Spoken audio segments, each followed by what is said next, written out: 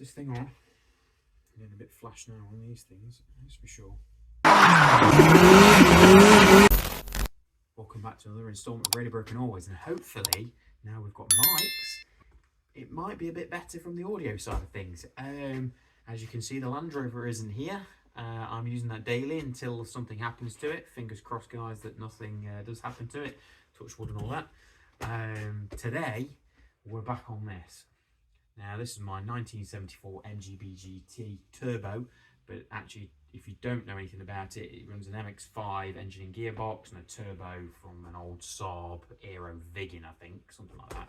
Anyway, look at our back catalogue, and you'll see quite a lot of videos on this little car, which I've had for 27 years, something like that. Anyway, one thing I did mention in one of the prior videos when I was working on this was the valve stem oil seals, and they finally turned up. So in this installment of fixing the cars all the time, we're going to be installing a set of valve stem oil seals. Now, I'm going to do this in situ. I have got a spare cylinder head. It was there. I'm going to put it away. I've got a spare cylinder head, but I'm actually going to do it in situ with the old nylon rope trick. So putting nylon rope down into the bore, rotate the engine over, and then use a valve spring compressor, a top mounted one, to then obviously compress the spring, take the collet off, and hopefully change these. Whether that works or not, I don't know. But sit back, grab a cup of tea, a beer or whatever, and enjoy, and then watch me hopefully get the valve stem oil seals sorted in this, and she's kind of nipped up and done. Then we can test drive it. To do this job, obviously, you're going to need the valve stem oil seals. There's intake and exhaust side denoted by the colour. But to be honest, we're going to do it the way Mazda said. So it's a certain colour. I think it's green for intake and brown for exhaust, or vice versa. Either way, we will do it. You will also need, if you're doing it in situ, is a valve spring compressor. A little bit like this. Now, as you can see, I've never used it. I didn't realise it's got a piece of rubber hose. So, it came with pliers and I've ordered some. Alright, well they can go back then. That's fantastic.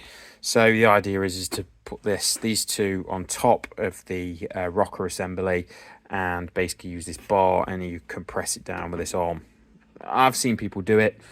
Whether this is going to be successful for me, who knows? And then obviously you need a car. You will also need something like a pick, something like this, to get the collets out. I ordered a set of magnets on sticks just because I can then pop them out.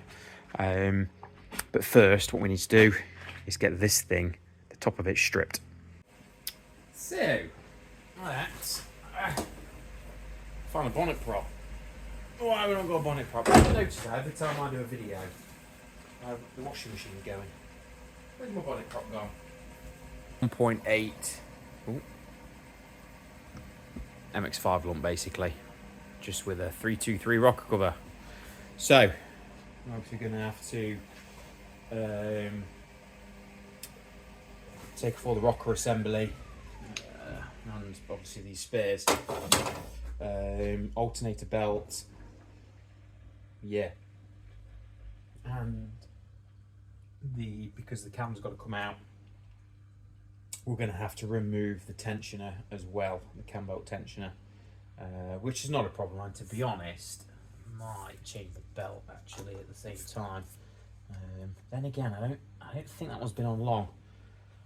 Can't fully remember, if I'm honest. Anyway, right. Then I'll start taking the alternator belt off and everything. We'll get this rocker assembly off, and I'll report back.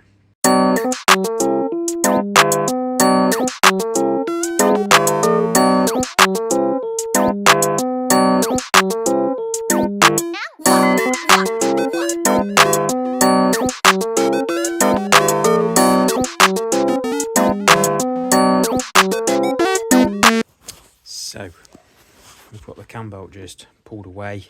Obviously, I'm going to have to retime the vehicle up anyway because these have got to come out.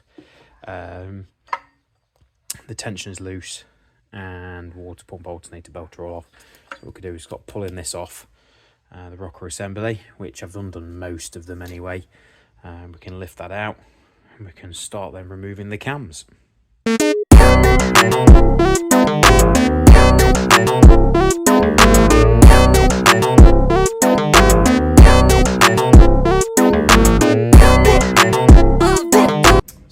the cam retainers are ready to come out. Now these need to be in a certain order, so make sure you're organised.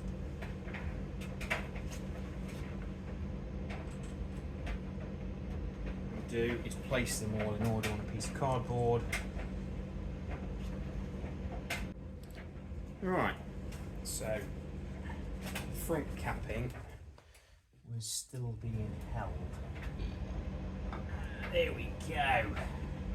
Same scenario. Move the cappings, keep them in order. And she's free.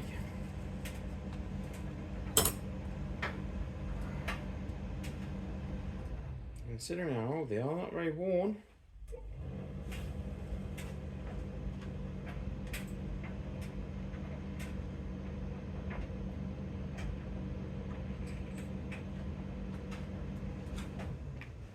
Okay.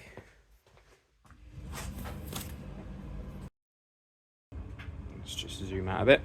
So the next thing will be to put the cylinder at bottom dead center, number one, and we'll do each cylinder at a time. Obviously this has got the OEM style lifters, so which aren't actually too bad considering the age of this motor. So what we'll do now is put our cylinder to bottom dead center, and then as you can see on the wing, you might be able to see it, or unless it's out of shot, should be able to then feed the, oh, the wrong way around, Nathan, rope in. Here we go.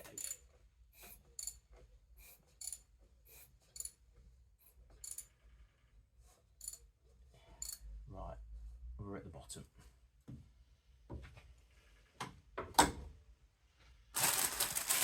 Feed the rope in.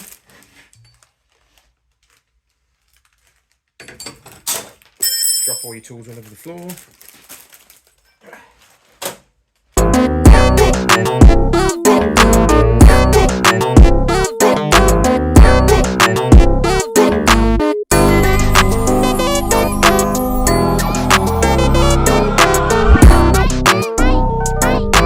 Okay, so the OEM lifters are now exposed. So what we can do is put the rope or put the cylinder down to bottom dead center. If that's such a term, and then we can start rotating up until it stops, and we can start on the first cylinder. Now I'm actually going to do cylinder at a time because it makes more sense than just going straight down the intake and then going straight down the exhaust. It just makes sense to do the cylinder at a time. So but what I'll do is I'll just lift off one of those lifters and we'll take a look. I wonder if I can, yeah, here we go. Oh, he says. And there is the puppy. We need to remove the collet and the cap, and hopefully we'll be able to get the new one in. Put that back. Boop. So I don't know how easy this is going to come out, guys, but if I try and zoom in there, obviously I've taken the lifter out, which you can see is on the stick. Here we go. Right, now I've tried to do it with the tripod, but a bit hard. So basically, as you push, where are we? As you push this down, it's just gone off center. So it's all rigged up, obviously. Let me just zoom out. There you go. Stop it from moving forward. You'll see. Right, there we go. So that's pushed. You can just see it's pushed the actual retaining ring down, and it has moved the thing again. So what we'd have to do, I need both hands unfortunately, is put the magnet on a stick in there and just get the two collets out, the retainers. Does it click back out again? It's a bit hard with two hands, one hand. So if I just hold that there, you might be able to see the process. As I push that down, that's it, the valve spring, you see there's a bit of light, it's just coming, the valve spring's moving against, pressing against that rope, so those collets should come out, which just is fine, getting them out. is getting back in. Right, so that one's off. I've just placed them in there. I had to use a mixture of magnet on a spring, or magnet on a stick, sorry, and a pick to try and get it out. So it's going to be a lovely process of trying to get that back in. But we'll cross that bridge once we've done the valve stem seal. So this should come out now. Yay, there we go. So I'm doing a cylinder at a time.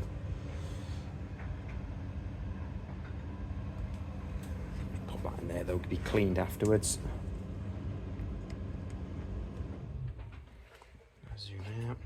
Oh, that's zooming in, Nathan. So down in there, let's forget the torch. In there, sitting on the base of that, you can just see the top of it, is the old stem seal. So we just need to take that out now.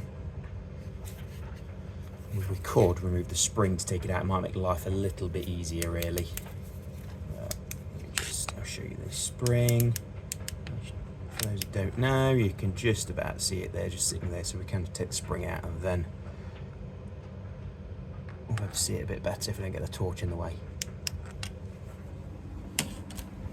So anyway, regardless of that, the first 4 are done. So rinse and repeat, take this out, rotate it down, next cylinder, and then move across. So I've got that one in. Now what I'm finding is I've got a mixture of all different types of tools and stuff.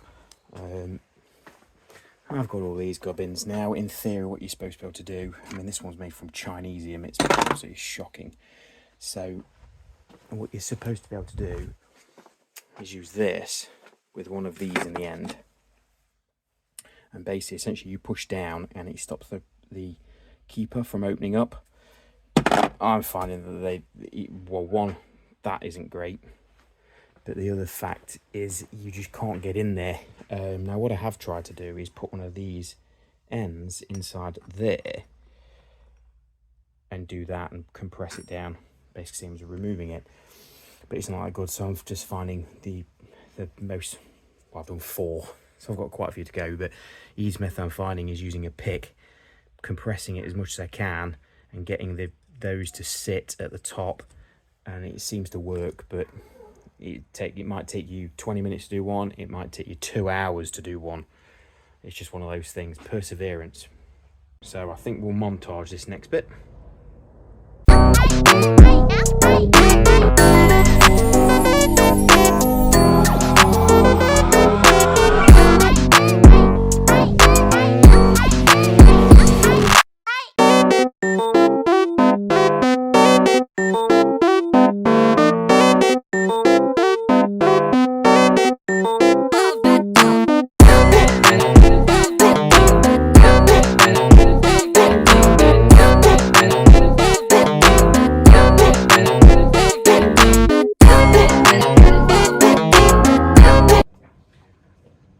Okay then guys, that's all buttoned up now, in terms of I've got all of the valve stem seals on, all of the keepers are on,